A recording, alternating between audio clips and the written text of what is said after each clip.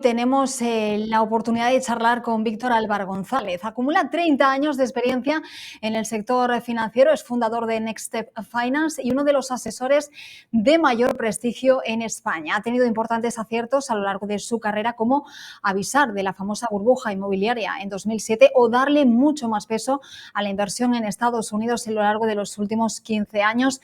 Víctor, es un placer que hayas sacado un ratito para sentarte aquí con nosotros. ¿Cómo estás? Muy buenos días y buenas tardes en España.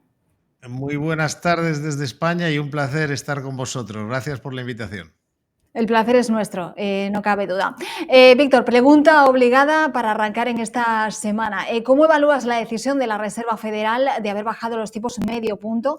Tu predicción, como la de muchos analistas, era la de una bajada de 0,25, acompañada de un mensaje muy amigable de la Reserva Federal. ¿Te sorprendió realmente o no tanto? Me sorprendió porque esta Reserva Federal se ha caracterizado por ser bastante, ¿cómo diría yo?, de pisar con mucho cuidado y de repente han llegado y han pisado fuerte. Pero solo nos sorprendió relativamente, porque en el fondo es lo que, honestamente, lo que habríamos hecho nosotros. Es decir, si tú vas a dar un cambio de ciclo de esa importancia, estás preocupado con la posibilidad de que aumente el desempleo en Estados Unidos y las cifras te preocupan, pues oye, entra con liderazgo. El liderazgo, había mucha gente en los mercados que tenía miedo de que una bajada de tipos de esa magnitud se interpretara como que ellos veían, estaban preocupados por cosas que no vemos los demás, estaban peor las cosas de lo previsto, y no, en los mercados, los inversores aprecian el liderazgo. Y este hombre en el fondo ya marcó digamos, ya marcó su territorio en la última reunión en Jackson Hole, en la cual el cambio de mensaje fue muy fuerte. Es decir, pasó de decir que ya veremos, que los datos, que esto, que lo otro, de ir, digamos, pisando sobre con mucho cuidado, a ya hablar de una forma muy clara de que su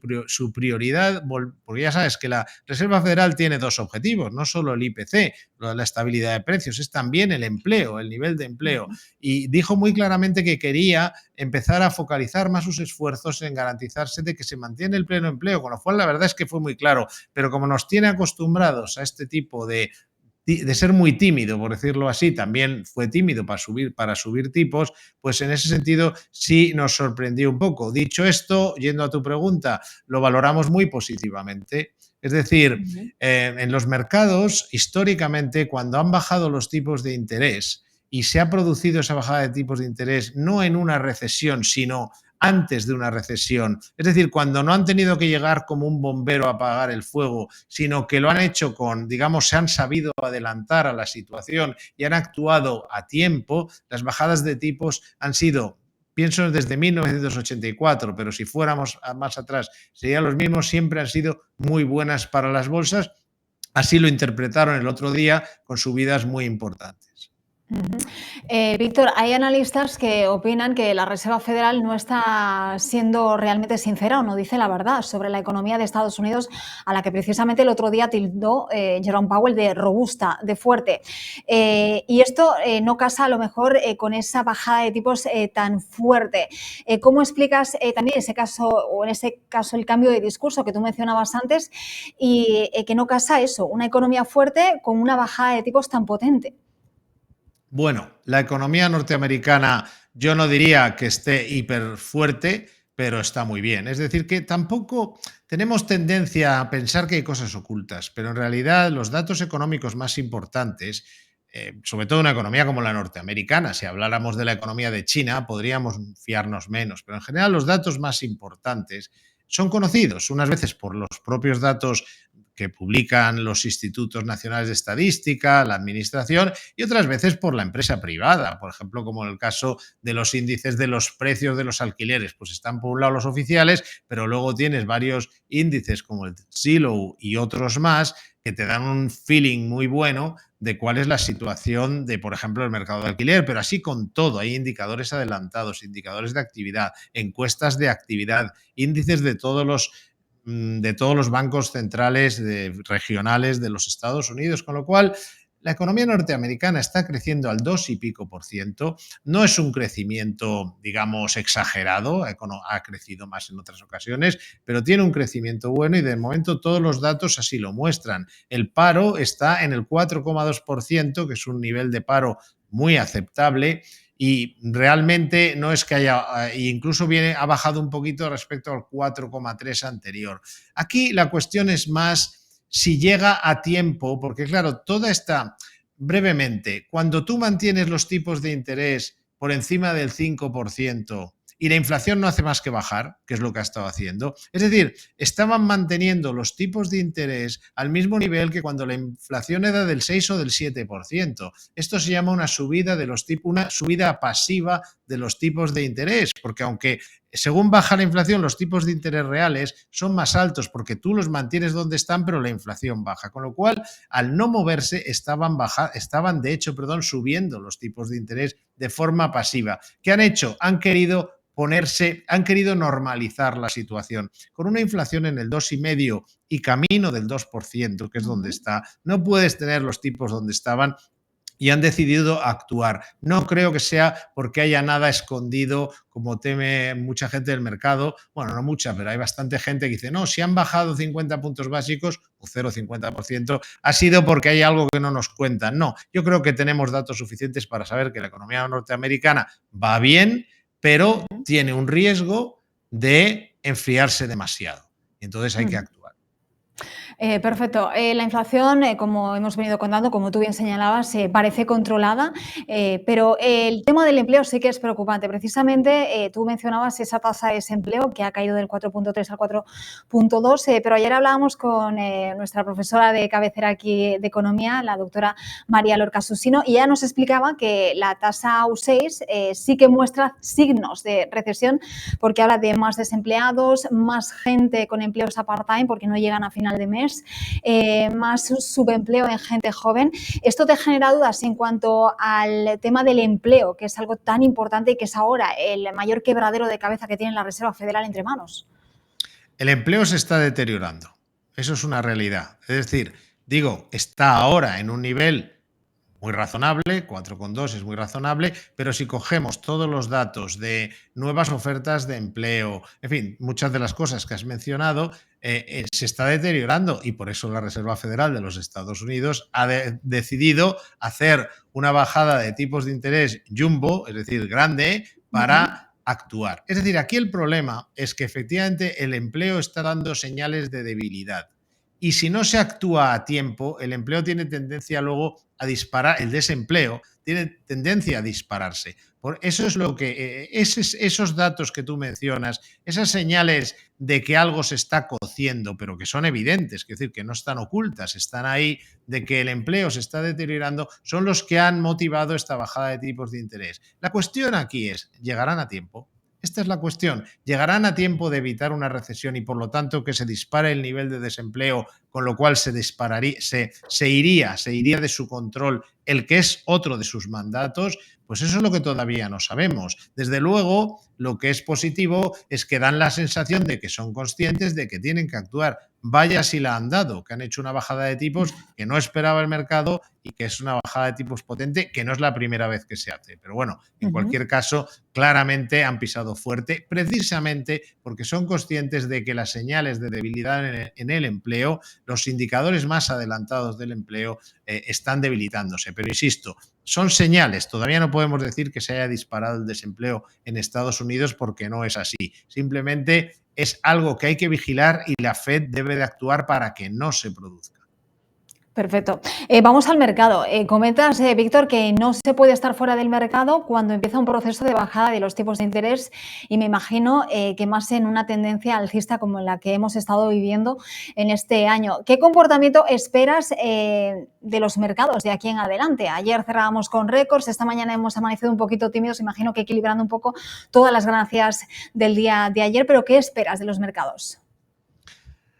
La visión nuestra es muy positiva porque en esta ocasión no solo tenemos un entorno de bajada de los tipos de interés sin recesión, porque esto quiero insistir en ello, lo he dicho antes, pero es muy importante. Cuando nosotros decimos que una bajada de tipos de interés es buena para los mercados en general, bolsas y bonos, sobre todo en el caso de las bolsas, hay que ponerle apellido a esta afirmación. Es decir, una bajada de los tipos de interés, digamos, estadísticamente está demostrado que es buena para los mercados siempre que no ha coincidido o no ha venido inmediatamente una recesión. De ahí la importancia de medir si llega o no esa recesión, que no es el caso de momento. Por lo tanto, uno, tenemos bajada de tipos de interés en un entorno de no recesión. Es decir, puedes hablar en Europa de estancamiento, en Estados Unidos de un enfriamiento de la economía, cierto riesgo en el empleo, pero ahora mismo es una realidad que no hay una recesión. Entonces, una bajada de tipos en un entorno no recesivo suele ser, te diría que en el 80% de los casos, buena para los mercados. Pero es que ahora ocurre algo más. Y es que estamos entrando en la cuarta fase de la revolución digital, que es casi en sí misma una revolución industrial. La llegada de la inteligencia artificial, de esos asistentes de inteligencia artificial que vamos a tener en las empresas, los autónomos y los hogares, es un cambio fundamental de la economía. Entonces, una comparación, cuando no había ordenadores y cuando los había. Es decir, la llegada de los ordenadores no solo cambió el destino de Microsoft o de IBM en su momento, de las tecnológicas, no, es que luego afectó a todas las empresas. Por lo tanto, hay que ser cuidadosos y no estar fuera del mercado en un momento en que se une una combinación, un cóctel muy importante, explosivo, pero desde el punto de vista nuestro positivo, porque tenemos bajada de tipos de interés en un entorno no recesivo y cuando está empezando a implementarse en el tejido productivo una auténtica revolución industrial o como mínimo la cuarta fase de la revolución digital. Por lo tanto, la visión nuestra evidentemente es positiva, evidentemente hay riesgos, siempre los hay en los mercados, pero hay que aprovechar los momentos buenos, los momentos en que, digamos, se alinean elementos positivos buenos para los mercados, en este caso, por ejemplo, para las bolsas, porque no hay tantos, es decir, periodos alcistas,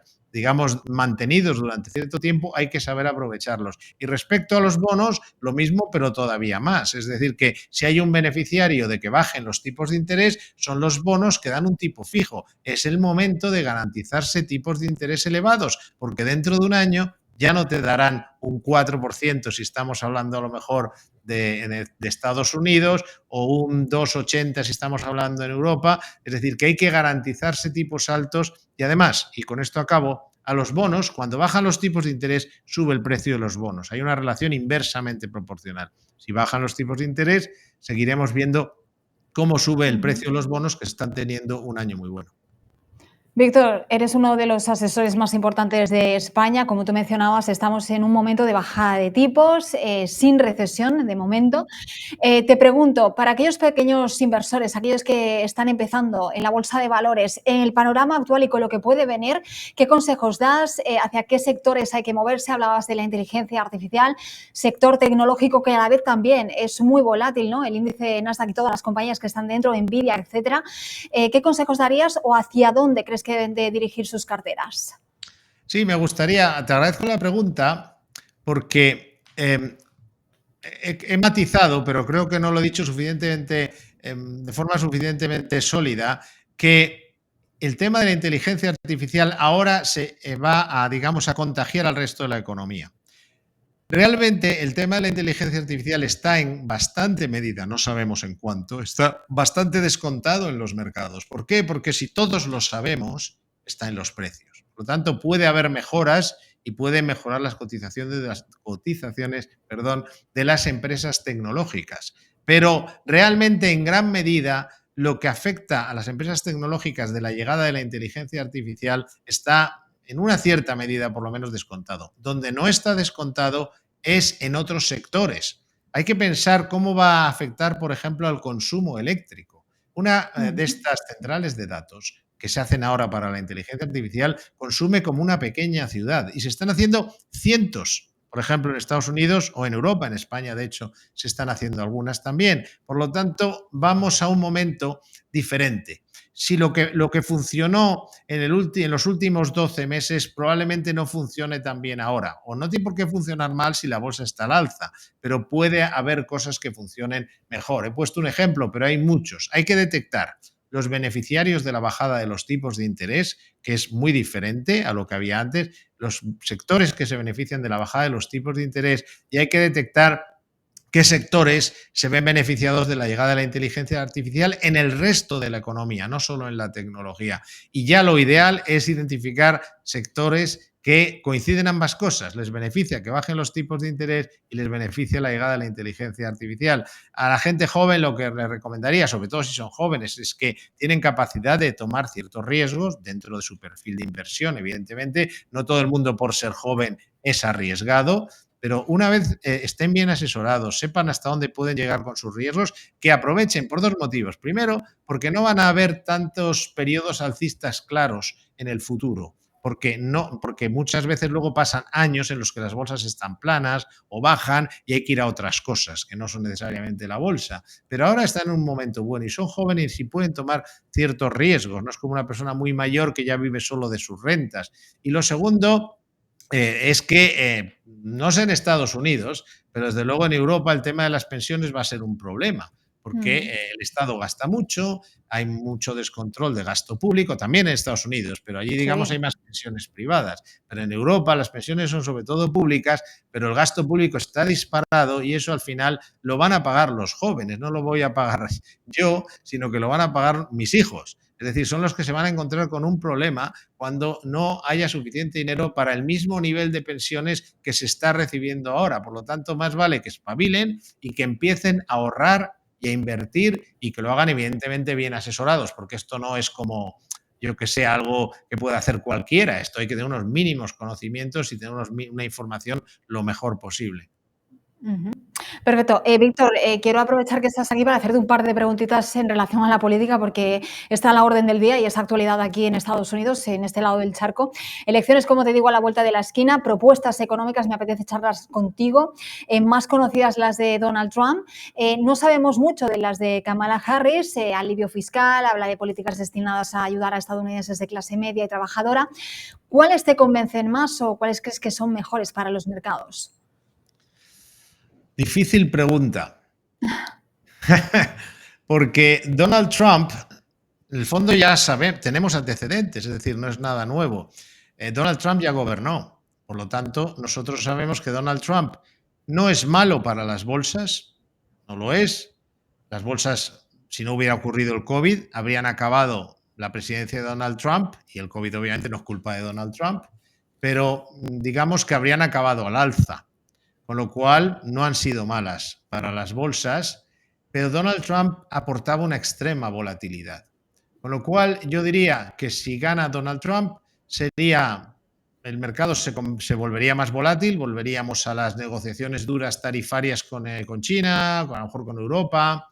Probablemente sería bueno a lo mejor en el lado geopolítico porque se alcanzara un alto al fuego en Ucrania, pero a nivel económico es cierto, la experiencia es que Donald Trump luego cogía Twitter y no sabemos si ha cambiado de aficiones, pero aquello resultaba para los mercados muy volátil, lo cual no es malo, es decir, no es malo si sabes manejarlo. Donald Trump puede ser, de hecho, muy bueno para el trading, para la gente que opera en el corto plazo. De hecho, hay en el mercado una idea de inversión que se llama el Trump Trade, es decir, si piensas que va a ganar Donald Trump, apuestas por unos determinados activos, sectores y países. Pero también ocurre lo mismo en el lado de Kamala Harris. Primero, sabemos que si es una continuación de Biden, tampoco ha sido malo para las bolsas. Esos son datos. Es decir, las bolsas han subido mucho en el periodo que ha gobernado Biden. Yo no entro en política norteamericana porque no soy norteamericano, soy europeo y sería por mi parte, digo, me refiero como no entro en el sentido de no opinar como si viviera allí.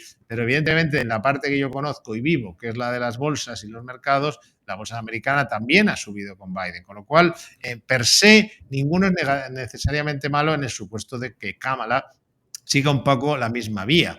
Y lo que sí cambiaría mucho es el tema sectorial. Es decir, que Ujú. probablemente una victoria de Kamala Harris sea bienvenida por las grandes tecnológicas.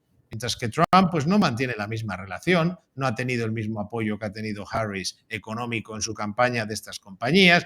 Luego, en el caso de Trump, además, tenemos una visión clarísima a favor de la industria norteamericana, es decir, de hacer las cosas en Norteamérica, de beneficiar a las pequeñas y medianas empresas, etcétera. No sabemos si eso, el programa económico de Harris es un poquito más desconocido. Ella habla más de ideas de la clase media, pero más de ideas generales que ideas concretas. Sí es cierto que han lanzado ideas muy concretas en dos sentidos. Uno, para el sector inmobiliario, el hecho de que haya subvenciones fuertes a la adquisición de vivienda, a la compra de vivienda, a la construcción de viviendas, pues puede ser bueno también. Y desde luego en el caso de Kamala Harris, ha hablado de subir los impuestos, no sabemos a qué nivel, incluso se ha llegado a hablar de a poner impuestos a las ganancias no realizadas, que es un poco, en fin, habría que ver si es solo a gente muy rica, si no, hay muchas incógnitas, pero en principio no tendría por qué ser muy malo ni el uno ni el otro. Trump aportará volatilidad y sectorialmente beneficiará más en bolsa a unos determinados sectores. Kamala probablemente aporte en ese sentido menos volatilidad diaria, por decir así, pero también beneficiará más a unos sectores u otros. Pero quiero acabar diciéndoos una cosa que para mí siempre ha estado clarísima. Quien manda en las bolsas y en los bonos y en general en los mercados financieros no son los presidentes de Estados Unidos, es la Reserva Federal de los Estados Unidos. Conviene eso tenerlo claro a la hora de diseñar estrategias de inversión. Perfecto. Y ya para terminar, preguntarte por un tema que hemos tocado por encima, que es uno de los grandes problemas que tiene en este momento Estados Unidos, es la deuda. El Departamento de Tesoro ha gastado más de $1 billón solo en pagos este año de intereses para una deuda nacional que está alcanzando ya los 35,3 billones de dólares. Leía precisamente en un artículo tuyo que respecto al déficit y la deuda, ninguno de los candidatos es bueno. Aquí te pregunto, ¿quién es el menos malo? No hay uno menos malo, me temo. Me temo que no, porque de nuevo tenemos la experiencia. Trump no fue especialmente cuidadoso con la deuda y Biden ha sido todavía peor. Y Kamala Harris es bastante, bueno, ya está anunciando temas que cuestan mucho dinero. Con lo cual, por no hablar de que si, por ejemplo, continúa la guerra de Ucrania, eso es un gasto importante, ¿no? Con lo cual, no veo a ninguno bueno. Y de hecho, a mí no me gusta, a nosotros no nos gusta hablar de burbujas y colapsos financieros nada más que cuando vemos que puedan ocurrir. Pero sí es cierto que en nuestra opinión la próxima crisis lo más probable es que venga por el lado de la deuda, de la pérdida de confianza en la deuda pública, tanto en Estados Unidos como incluso peor en el caso europeo. No porque el caso europeo el déficit o la deuda sea mayor, aquí Estados Unidos en muchos casos nos gana, sino porque al final Estados Unidos tiene a la Reserva Federal y es un país, no es un conjunto de países, mientras que la Unión Europea es un poco diferente y ya tuvo una crisis del euro.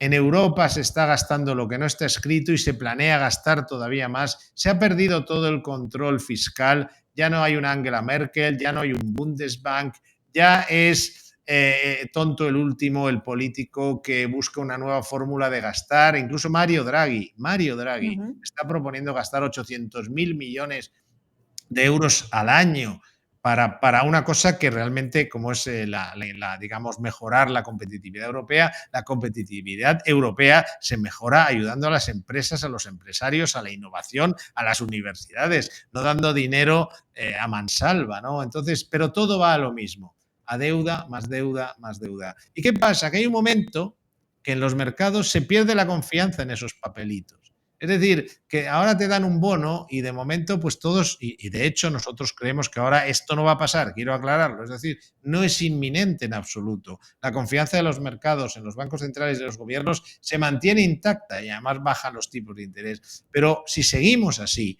dentro de 2, 3 años nos podríamos encontrar con que un día los mercados pierden la confianza en esa deuda porque no acaba de parar de subir y todo tiene un límite. Por lo tanto, no pensamos que haya ningún riesgo inminente de crisis de deuda, pero la actitud de los gobernantes, me da igual que sea Trump, que habrá que verlo, porque por ahora cambia, pero sea Trump, sea Kamala Harris, probablemente en este caso sí, creo que incluso probablemente peor, en el caso de Kamala Harris es más de gasto público y desde luego en el caso de los gobiernos europeos, la tendencia de los políticos, da igual que se llamen de una manera, sean de un partido, han entrado en una barra libre de gasto público, porque claro, es muy fácil solucionar, entre comillas, las cosas gastando dinero. Por lo tanto, ese es un riesgo para nosotros. El mercado actualmente tiene dos riesgos.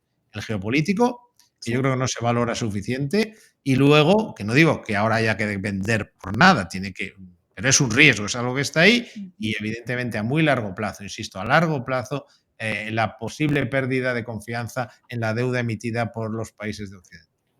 Perfecto. Bueno, Víctor, ha sido un placer que charles con nosotros en este rato. Hemos aprendido muchísimo. ¿Dónde te podemos seguir? Creo que eres bastante activo en redes sociales, ¿no? En X. Ah, pues sí, soy muy aficionado. De hecho, pienso que cuando te haces una buena cuenta, una buena lista, porque en Twitter se mezcla todo. Digamos, opiniones y asesoramientos, historias totalmente de calidad ínfima, pero es muy Ujú. democrático, con gente muy buena. Y a mí me parece que haber creado una buena fuente digamos, de cuentas de Twitter interesantes, para mí es lo primero que miro ahora al iniciar el día. Con lo cual lo considero algo muy positivo. En Twitter yo sí que estoy en Alvar González V. ¿No? Hace tiempo que no Ajá. lo... sí, Alvar González con V y todo junto y V al final en Twitter, @Alvar González V en Twitter. Y sí, Ujú. la verdad es que soy bastante activo y además creo que es una muy buena vía de comunicación, de información, siempre y cuando, insisto, uno quiere, digamos, aprovechar las grandes ventajas de las redes sociales. Tienen también defectos, pero tienen grandes ventajas y quien le interese lo que hacemos solo tiene que ir a internet y entrar en la página Next Step, todo junto, no Ujú. Next Step. Los anglosajones les es más fácil decirlo digamos, conjuntamente Next Step, pero en España cuesta más, la gente dice más Next Step. Supongo que eso Ujú. puede pasar también con el público latinoamericano, pero es nextstepfinance.com. Ajá. Esa es nuestra dirección. Perfecto. Lo estamos viendo todo en pantalla para que la gente lo pueda seguir. Víctor, ha sido un placer, de verdad. Muchísimas gracias por esta charla y bueno, que sigan los éxitos. Muchísimas gracias, de verdad. Muchísimas gracias a vosotros, ha sido también para mí un placer, de verdad también.